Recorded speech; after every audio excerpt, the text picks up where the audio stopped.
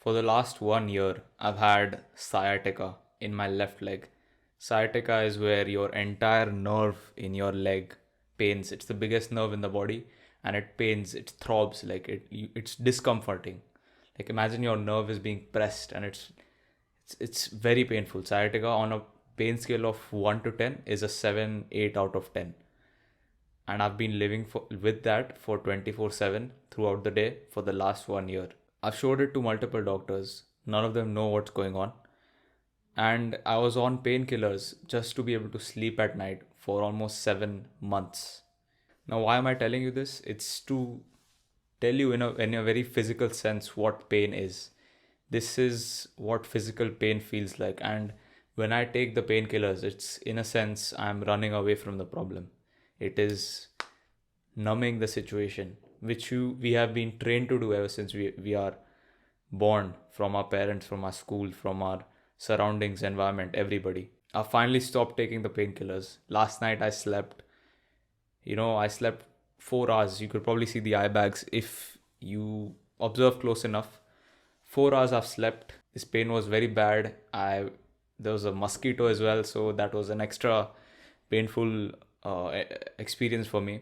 But the first step in facing your demons is to accept and thrive in pain. Pain is the one catalyst that you need to progress in life. Pain, if you think about it, are tests from God. This is a test for me that I chose to run away with the painkillers. When the real test was, all right, you have this pain, what can you do despite this pain? I always think of David Goggins. Broken legs, broken shins, shin splints, all of that still running. It's a test. It's nothing else.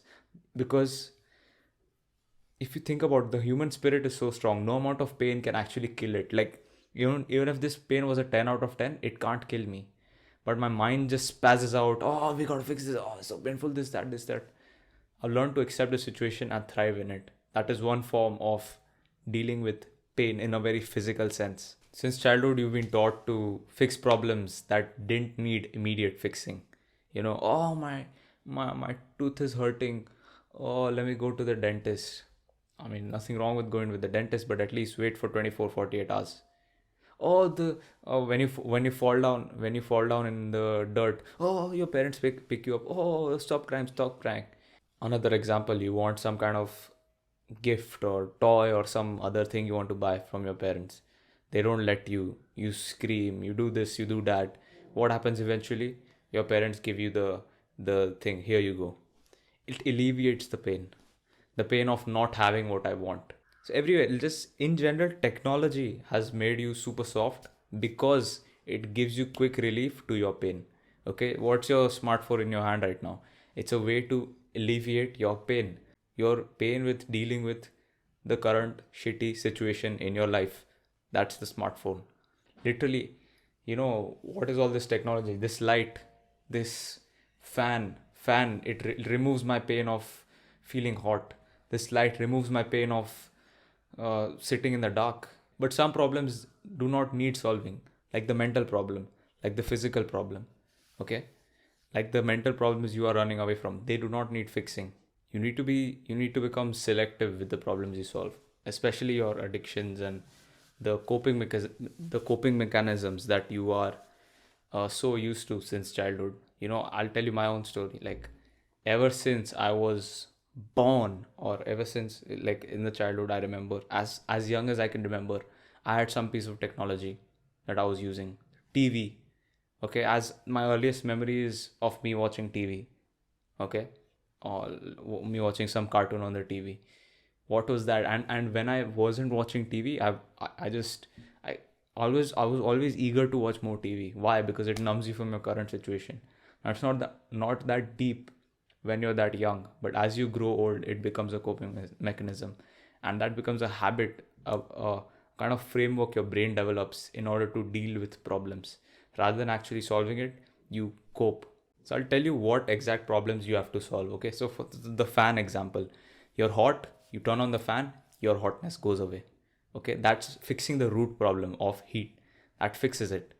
With something like your consumption addiction, for example, you are not solving the root problem. The root problem is, I don't have a good body, let me go watch some YouTube videos. Oh, this other video came up, let me watch it because I feel like shit because I don't have the dream body.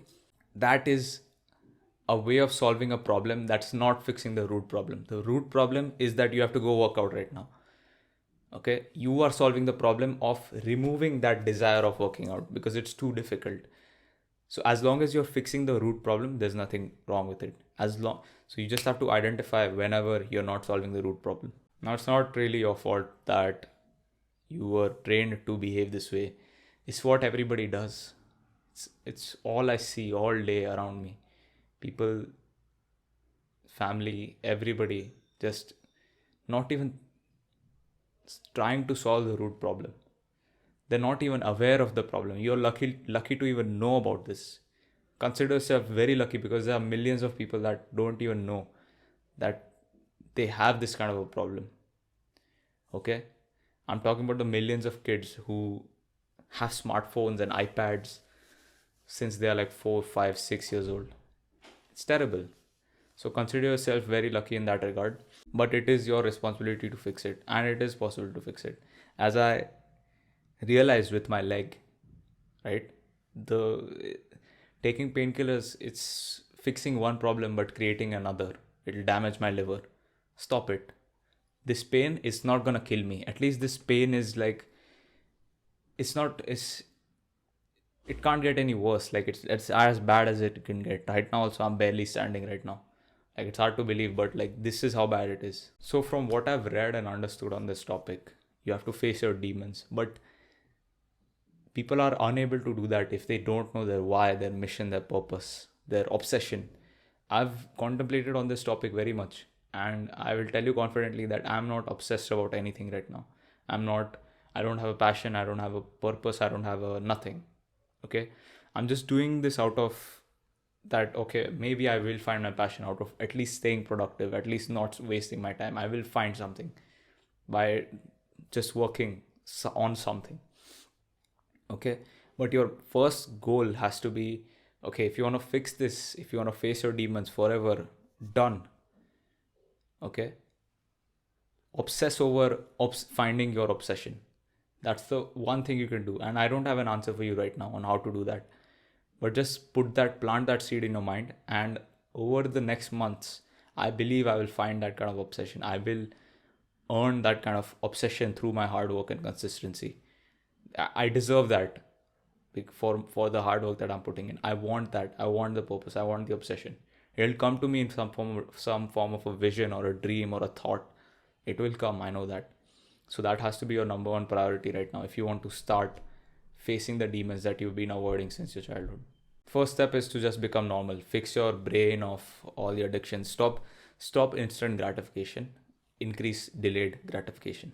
That's the first step. Become a normal human being. It's going to take about 90 days, but if you go through these 90 days, you increase your chances of finding your obsession. Also, curiosity in some sense breeds obsession. Once you are curious about something, you dive deeper into that rabbit hole and then you become obsessed about it. Your focus becomes tunnel visioned. It's no longer a fun fest or doing random things. No, you focus on one thing you're curious about. Over time, you become obsessed about it. We've all had some kind of a difficult past, otherwise we won't be in some kind of a self-improvement situation. We have things that deeply trouble us 24/7, thoughts, past, everything. You've had a difficult past, I know that, I understand that, but you can't fix it. And it won't be a glorified journey. No one will recognize you for it. It won't be some kind of, a Batman moment. You're in that well, you're in a bad situation. It's like a movie like situation. It's not going to be like that. But on the other side, there is something. You know that. Okay? You know that. I know that. So let's go closer to that goal of finding that obsession. That's the number one thing you can do. And that is as a result of facing your demons in the present moment. You want to watch YouTube? Don't. You don't want to work. Okay? Like last night, all night, when I was awake, I could have easily scrolled on my phone till infinity.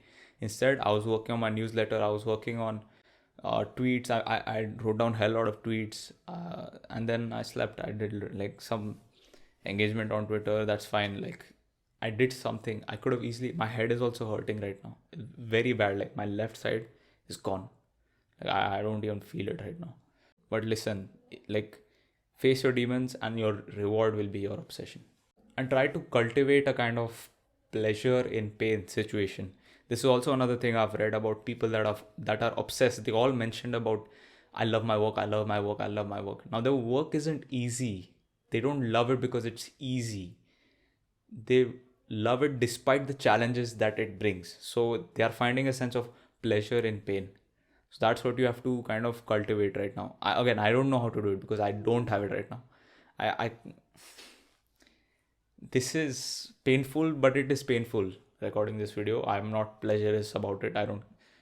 Not enjoying it, but I know what I want to achieve. I'll try to finesse my brain into it, is what I'm hoping. Across, 3-4 months, if I do this every single day, my brain will get finessed into thinking pain is pleasure. And that's how I'll make progress. Remember, like every single day you waste is progress that you could have made. Like just get that planted in your head. And I hope that you find the obsession you're looking for. Face the demons. Don't run away from a problem. Stop eliminating the pain. Feel it. Feel the pain. Pain is not bad. It's not. Because nothing will happen to you. Trust me on that one. With that, thanks for watching and stay tuned for more.